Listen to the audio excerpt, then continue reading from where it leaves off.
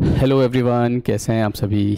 रहस्य के इस दूसरे भाग में आपका स्वागत है। आपने इसके पहले एक वीडियो देखा था, रहस्य फर्स्ट वीडियो। उसमें हमने एक बात की थी कि यत्र नार्यस्तु पूज्यन्ते रमन्ते तत्र देवता। जहाँ भी नारियों की पूजा होती है वहाँ पे हमेशा लक्ष्मी का वास होता है ना। जहाँ पे नारियों का सम्मान होता है, जिस घर में नारियाँ खुश होती है, या फिर हमने ऐसी भी बात की थी कि जहाँ पे कलेश नहीं होता है ना, क्लेश होते हैं ना रोज के, तो वहाँ पे हमेशा धन आता है, किसी भी तरीके से वो आपके पास आ जाएगा। तो ये हमने फर्स्ट वीडियो में बात की थी विथ एग्जाम्पल। मैंने आपको मेरे पिताजी का भी एग्जाम्पल दिया था उसमें। आज का जो वीडियो है, इसका जो टॉपिक है वो ऐसा टॉपिक है जो हर व्यक्ति जानना चाहता है। अगर वो पहला वीडियो आपने नहीं देखा हो तो डिस्क्रिप्शन बॉक्स में मैं लिंक दे दूंगा, आप देख लीजिएगा, ठीक है। आज का जो टॉपिक है वो ऐसा है जिसे हर व्यक्ति जानना चाहता है कि सर ये बताइए कि जो शादी है वो पहले नौकरी लग जाए या पहले मैं कमाना स्टार्ट कर दूं उसके बाद करनी चाहिए या फिर पहले ही कर लेनी चाहिए।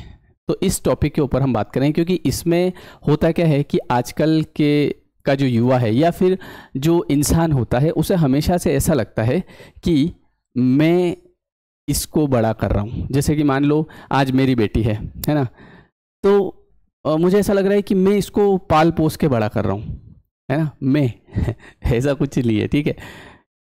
आप कुछ नहीं कर रहे हैं, आप इस बात को समझ जाइए, है ना। तो जो भी कर रहा है ये ऊपर वाला कर रहा है। जैसे कि मैंने एक जगह ऐसा भी पढ़ा था कि जैसे आपका बेटा बेटी जो है वो आप माध्यम है उस व्यक्ति को इस दुनिया में लाने के, आप माध्यम है। आप ये मत समझिए कि ये मेरा बेटा है, मैं इसका पालन पोषण करूंगा, मैं इसको लिखा पढ़ा के बड़ा कर दूंगा। आप कुछ नहीं कर सकते। उसके भाग्य में जो है वो उसे मिलता रहेगा, है ना। उसको जहाँ जाना है वो पहुँच जाएगा। आपको केवल आपका धर्म जो है, आपका एक बेटे के प्रति क्या धर्म होता है, आपका एक माता पिता के प्रति क्या धर्म होता है, बस उसको पूरा करना है।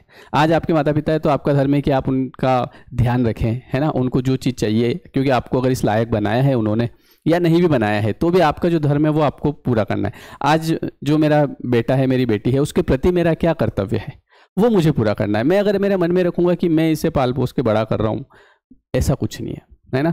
तो आप इस चीज़ को समझिए कि जो लोग ये समझते हैं कि सर शादी मैं अभी अगर करूँगा तो अभी तो मेरे पास कुछ है नहीं, अभी तो मैं कुछ कर नहीं रहा हूँ, तो अभी से अगर मैं शादी कर लूँगा तो जो वो आएगी उसको मैं क्या खिलाऊँगा, है ना। ऐसा कई लोगों के दिमाग में रहता है। लेकिन देखिए क्या होता है कि अगर ऐसा मान लीजिए, कई बार ऐसा होता है कि परिवार में घर वाले तैयार होते हैं, सामने वालों के भी घर वाले तैयार होते हैं, लेकिन ऐसे केस में जो लड़का होता है वो ये सोचता है कि यार अभी मैं कुछ कमा नहीं रहा हूँ तो मैं अभी नहीं करता हूँ। ऐसा कुछ नहीं है। क्या होता है कई बार कि जैसे जिस व्यक्ति से आप शादी कर रहे हैं, है ना, तो वो अपनी किस्मत का अपने साथ में लेके आएगा। हाँ, वो अलग बात है कि वो चीज़ आपके पास आएगी, है ना। मतलब जो भी व्यक्ति इस धरती पे आया है तो वो अपनी किस्मत का अपने साथ में लेके आया। उसको जितना मिलना होगा वो मिल के रहेगा किसी भी तरीके से, है ना। इसीलिए कहते हैं कि अगर आपकी किस्मत में कुछ होगा तो वो आपके पास आके रहेगा, नहीं होगा तो वो आके भी चला जाएगा, है ना। तो वो व्यक्ति अपने कर्मों के हिसाब से अपना भाग्य लिख के लाया है। तो आप ये मत सोचिए कि मैं उसे कैसे खिलाऊंगा क्योंकि मैं तो कुछ कमा नहीं रहा हूँ, है ना। अब मैं इसका एक एग्जांपल बताता हूँ आपको। मैं आपको बताता हूँ, मेरी शादी 2014 में हो गई थी, है ना, 2014 में। उस समय जब मेरी शादी हुई थी ना, तो उस समय ये समझ लो कि मैं इस शहर में मतलब किराए से रहता था, रूम वगैरह लेके। तो मेरी उस समय, ये देखिए, ये आप देख रहे हैं, ये फ़ोटो इसलिए लाया हूँ मैं। ये कुछ बच्चे बैठे हैं, इतने बच्चों को मैं पढ़ाता था। हालांकि ये तो उसके बाद का फ़ोटो है, लेकिन इसके पहले तो और 10 से एक बच्चे होते थे मेरे पास, है ना, 10-15 ज़्यादा से ज़्यादा। और उस समय ऐसे मेरी शादी की बात आई तो ठीक है, हमारे घर वाले भी राज़ी थे, सामने वाले घर वाले भी राज़ी थे, तो ठीक है, कर दी, ओके, कोई बात नहीं। लेकिन उस समय मेरी जो इनकम थी ये मान के चलो 7,000 रुपये के आसपास होगी। जैसे कि ये 10-15 बच्चे आते थे, मैंने कोचिंग क्लास, पहले मैं कहीं और पढ़ाता था, फिर मैंने धीरे धीरे शुरू करी, तो 7-8 हज़ार रुपये के आसपास हो जाता था। उसमें से 3,000 रुपये मुझे कमरे किराए के देने पड़ते थे। 1-2 हज़ार रुपये खर्चा। मुझे आज भी याद है कि उस समय हमें ना 10 रुपये की शक्कर, 10 रुपये की पत्ती, चाय पत्ती, है ना, ऐसे लेके आते थे। दिन भर में ख़त्म हो जाती, अगले दिन फिर ऐसा ही चलता रहता था, है ना। 1 साल भर बाद मेरी वाइफ ने मुझे याद दिलाया कि क्यों 1 किलो भी तो शक्कर ला सकते हो आप। मैंने कहा वाह यार, क्या इंटेलिजेंट है यार। तब पता चला कि फिर हम 1 किलो शक्कर लाने लग गए थे। तो ऐसी समय था, है ना। तो आप विचार करो कि जब मेरी शादी हो गई उस समय तनख्वाह मेरी तनख्वाह क्या मतलब 5-7 हज़ार रुपये महीने के करता था, है ना।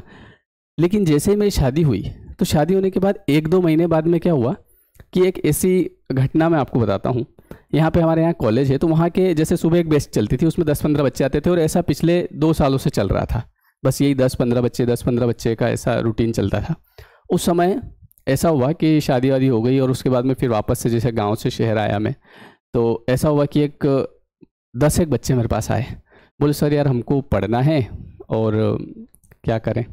मैंने कहा ठीक है पढ़ा देंगे, आपकी एक बैच बना देंगे। शाम को मैंने उनकी एक बैच बनाई तो 10 के 15 हो गए, जो सुबह वाली बैच थी उससे भी ज़्यादा बच्चे हो गए और इस तरीके से एक नई बैच हुई। तो ये समझ लो कि इनकम ऑटोमेटिक डबल हो गई। तो कहीं ना कहीं मुझे लगा कि यार वो जो आई है तो वो अपनी किस्मत का लेके आई। मैं इन चीज़ों में बहुत विश्वास करता हूँ शुरू से और इन चीज़ों को मैं एनालिसिस करता हूँ तो मुझे चीज़ें समझ में आती है। उसके बाद फिर एक बेस दिन में बन गई, तो ऑटोमेटिकली जब वो मेरे जीवन में आई तो उसके बाद में चीज़ें मेरी जो मैं कमाता था उससे मैं 3 गुना कमाने लगा, है ना। और भी कई सारी चीज़ें ऐसी हुई। तो ये बात मैं आपको इसलिए बता रहा हूँ कि कई बार हमको ऐसा लगता है कि मैं जैसे आज मैं हूँ तो मुझे ऐसा, जैसे मैं तो कभी लगाता नहीं हूँ ऐसा, मुझे पता है कि सब ऊपर वाले ने मुझे मतलब मेरे परिवार की सेवा करने के लिए भेजा है।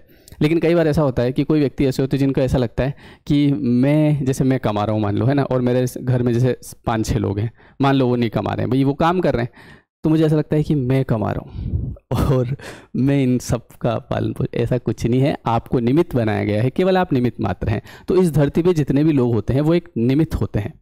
उसके बाद में मैं आपको बताऊं कि 2017 में हमारी बेटी काव्या का जन्म हुआ। तो उसके बाद की जो घटना है, मैंने एक वीडियो भी बना रखा है, आप देखिएगा, उसकी लिंक मैं आपको डिस्क्रिप्शन दे दूंगा। वहाँ पे आपको पूरा डिटेल में बताया है कि काव्या के जन्म जब हुआ तो उसके बाद में ऐसा हुआ कि मतलब आज भी मैं सोचता हूँ तो मैं विचार करता हूँ कि यार ऐसा कैसे हुआ, मतलब जबकि पिछले 5-6 सालों से नॉर्मल चल रहा था, लेकिन उसके बाद से इतने बच्चे आए मेरे पास पढ़ने वाले, है ना। ऐसा भी नहीं है कि मैंने कोई एडवर्टाइजमेंट कर दिया था या मैं पता नहीं कुछ क्या हुआ, इतने बच्चे आए कि मैं खुद आज भी सोचता हूँ उस चीज़ को। तो वो जब गुड़िया जब आई तो वो भी उसके भाग्य का लेके आई। तो आप कभी जीवन में ये मत सोचिए कि मैं इसको खिला रहा हूँ या मैं इनका पालन पोषण कर रहा हूँ। ये चीज़ जब आपके दिमाग से निकल जाएगी, जब आपके अंदर से मैं निकल जाएगा, फिर आपके जीवन में चमत्कार शुरू होने लग जाएंगे। क्यों? क्योंकि जब तक मैं अहम रहता है, अहंकार, जब तक व्यक्ति को अहंकार रहता है ना, तब तक उसे चीज़ें मिलती नहीं है, क्योंकि वो अपने आप को फ्री नहीं करता है, वो अपने आप को, यूनिवर्स को फ्री नहीं करता है। आपको क्या करना है कि अपने आप को फ्री कर देना है कि देखो भैया अपन कुछ नहीं कर रहे हैं, जो भी कर रहा है सब ऊपर वाला कर रहा है, जिसको भी आप मानते हैं, है ना, जो भी कर रहा है सब ऊपर वाला कर रहा है। तो जब ये चीज़ आप छोड़ेंगे फिर आपके पास आना शुरू होगा। क्योंकि देखिए अगर मैं ये मुट्ठी, है ना, इसको अगर बंद करके रखूँगा तो इसमें जो है वो पड़ा रहेगा, लेकिन मैं इसे खोलूँगा तो नया आने की संभावना रहेगी। तो इस प्रकृति का एक नियम है कि गिव एंड टेक, दीजिए और लीजिए। जो भी चीज़ आप देते हैं, आप प्रकृति से क्या सीखते हैं? प्रकृति को देखिए, प्रकृति क्या करती है? केवल देने का काम करती है। आप प्रकृति के पास जाते हैं, आपको फल दे रही है ना, आप कहीं से फूल ले रहे हैं, वो मना भी नहीं करती। ऐसा नहीं कि तूने कल फूल क्यों तोड़ा था या किसी से लड़ाई है। प्रकृति देती है, लेकिन प्रकृति के पास भरपूर आता रहता है ना। आपने देखा होगा कहीं पे जैसे सूखा भी पड़ जाता है, थोड़े बहुत दिन में वापस से घास उगने लग जाती है, फल फूल। और एक और सबसे बड़ी चीज़ कि प्रकृति देखिए कुछ कर नहीं रही है, बस फ्लो में बह रही है। हम लोग क्या करते हैं, सोचते ज़्यादा है।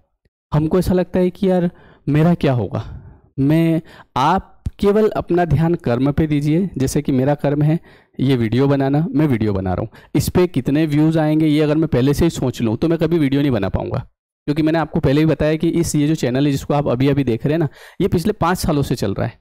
5 सालों से इस पर 500 व्यू, 1000 व्यू, 500,000, वो जो मेरे स्टूडेंट थे वो सब देखते थे। लेकिन ये अभी पिछले 1 महीने में जाके ग्रो हुआ। तो मैं अगर ये सोचता कि यार 500,000 व्यू, पैसा भी कभी नहीं आया इस चैनल पे, मैं सोचता है कुछ मिल नहीं रहा है क्या मतलब। लेकिन मुझे एक चीज़ पता है कि मुझे काम करना है बस।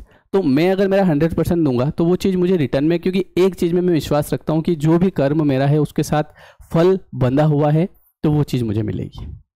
तो आई होप कि आपको इस बात का जवाब मिला होगा कि कई बार ऐसी अगर आपके जीवन में स्थिति आए कि घर वाले राजी हों, सामने वाले की भी घर वाले राजी हैं, आपके भी घर वाले राजी हैं, और अगर ऐसा कोई योग बन रहा हो और आप अगर ये सोच रहे हैं कि मेरी जॉब नहीं है या मेरे पास पैसे नहीं है, मैं अभी शादी नहीं करूं, बाद में कर लूँगा, है ना, तो ऐसा मत करिए। आप बिल्कुल शादी करिए, क्योंकि वैसे भी योग बनेगा तो वो तो ऑटोमेटिक होगी, है ना, उसमें भी आप कुछ नहीं कर रहे हैं। वो सब वो एक चीज़ आपको बताता हूँ कि बुद्धि प्रारब्ध अनुसारिणी, बुद्धि जो होती है ना, वो हमारे प्रारब्ध के अनुसार सेट हो जाती है ना। जैसे जैसा हमारा प्रारब्ध बनता है, जैसे जो हमारे पिछले कर्म थे उस कर्मों के हिसाब से जैसा प्रारब्ध बनता है ना, तो उस हिसाब से बुद्धि व्यक्ति की हो जाती है। इसके ऊपर मैं एक पूरा वीडियो बनाऊंगा, है ना, उसका टाइटल रखेंगे बुद्धि प्रारब्ध अनुसारिणी, उसको आप जरूर देखिएगा।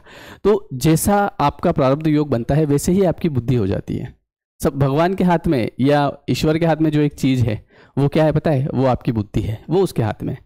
आपने देखा होगा कई सारे लोग ऐसे होते हैं जो हम सोचते हैं ये कितना निर्दयी आदमी यार, मतलब कैसे लोग हैं, कैसे लोग नहीं हैं। आप समझो इस बात को कि जैसे अभी मैं वीडियोज़ बना रहा हूँ तो कई सारे लोग कमेंट कर रहे हैं कि सर ये जो लोग चोरी करते हैं, ये जो लोग ऐसा करते हैं, ये जो लोग ऐसा करते हैं, ये भी क्या यूनिवर्स करवाता है। देखिए क्या होता है कि अलग अलग गुण होते हैं, आपको पता हो तो, रजोगुण, तमोगुण, सतोगुण। तो हर व्यक्ति अपना अपना, जैसे आपने देखा होगा अगर ये जो लोग ऐसा कर्म करते हैं इनके फिर आप परिणाम देखो। कई सारे लोग आपने देखे होंगे वो जन्म लेते हैं उसके बाद बोल ही नहीं पाते हैं, या कई सारे लोग ऐसे होते हैं जो एक ही जगह बैठे बैठे पूरी ज़िंदगी निकाल देते हैं, वो बोल नहीं पाते, बस बैठे रहते हैं। ऐसे देखे ऐसे कई लोग। और कई लोग पूरे जीवन भर संकट ही सहते हैं, मतलब उनको कुछ ना कुछ दर्द रहता ही है। तो वो उनके कर्मों का ही परिणाम है। ऐसा क्यों हो रहा है आप खुद समझो ना। जैसे आप कहते हो ना ये लोग ऐसा काम करते हैं इनके साथ कुछ नहीं हो रहा है, उनके साथ हो रहा है पर उनकी आत्मा जानती है वो कब होगा, है ना। हो सकता है जब, मैंने आपको क्या बोला कि जब योग बनता है ना चीज़ों का, तब सब होता है। तो इसलिए आप हमेशा अच्छे काम करिए। आप ये मत सोचिए कि अच्छे कुछ नहीं होता है, अच्छा कुछ नहीं होता है, बुरा कोई बात नहीं, फिर वो आपके ऊपर डिपेंड करता है। आप भले करिए बुरे काम, लेकिन फिर उसका जो परिणाम आएगा तो फिर उसको भुगतने के लिए फिर आप ये मत कहिएगा कि भगवान ऐसा करते हैं हमारे साथ। भगवान किसी के साथ कुछ नहीं करते हैं। एक सॉफ्टवेयर है, उस सॉफ्टवेयर में आपकी रिकॉर्डिंग चल रही है, जैसा आप कर्म कर रहे हैं। कई बार ऐसा लगता है कि कोई नहीं देख रहा है, मैं ऐसा कर लूँ, ऐसा मत सोचिए। रिकॉर्ड हो रहा है, सब कुछ रिकॉर्डेड है, आपको जाके आपके सामने आ जाएगा। हालांकि वो आता नहीं है कभी सामने, पर आपको एहसास जरूर होता है। जो व्यक्ति भुगत रहा है उसको पता है। तो इसलिए अगर आपको ये चीज़ समझ में आती हो तो अभी से आपको ये ध्यान रखना है कि मुझे किसी का मन नहीं दुखाना, मुझे अच्छे काम करना, चाहे कोई घर में भी हो। कई बार ऐसा होता है कि घर में ज़्यादा बूढ़े लोग हो जाते हैं तो हम बड़े परेशान होते हैं, तो हम कुछ भी बोल देते हैं उनको। उन चीज़ों का ध्यान रखना, क्योंकि जब आप किसी की सेवा करेंगे तो आपको रिटर्न में वो चीज़ मिलेगी। तो आई होप कि आपको ये मेरी बात समझ में आई होगी, है ना। तो एक और वीडियो मैं आपके लिए बनाऊंगा जिसमें बात करेंगे हम कि बुद्धि प्रारब्ध अनुसारिणी। वो वीडियो आप जरूर देखिएगा। और आप लोग मुझे इंस्टाग्राम पे भी फॉलो कर सकते हैं, है ना। जिनको पता नहीं है मैं यहाँ पे लिख देता हूँ इंस्टाग्राम आईडी मेरी, कुछ नहीं है, बस @ लगा के मेरे नाम इसी चैनल से है, श्याम मुजावदिया, ठीक है। और ये वीडियो आप बहुत ज़्यादा पसंद कर रहे हैं, उसके लिए आपको बहुत बहुत धन्यवाद। और लाइक करें, सब्सक्राइब करें अगर कोई नए हैं तो, आपको इसी प्रकार के वीडियोज़ इस पर मिलते रहेंगे। और एक और वीडियो आपके पास आएगा जिसमें मैं बुक्स के बारे में बताऊंगा, मेरे पास कौन कौन सी बुक्स है, आपको कौन सी पढ़ना चाहिए, वो भी ज़रूर देखिएगा। Thank you everyone, thank you so much. Video कैसा लगा कमेंट करके ज़रूर बताएँ।